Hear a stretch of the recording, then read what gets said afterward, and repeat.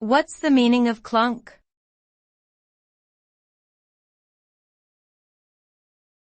Clunk.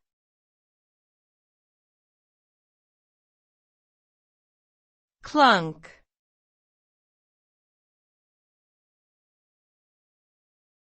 Clunk.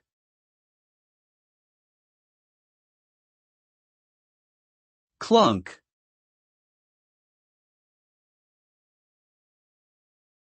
Clunk is a noun and onomatopoeic word that describes a dull, heavy sound when two objects collide or something falls to the ground.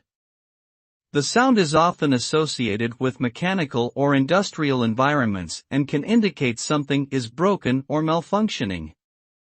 It may also describe the sound of footsteps or movement, particularly in heavy boots or shoes. The word conveys a sense of weight, impact, and finality, as if the object or action has come to an abrupt halt or conclusion.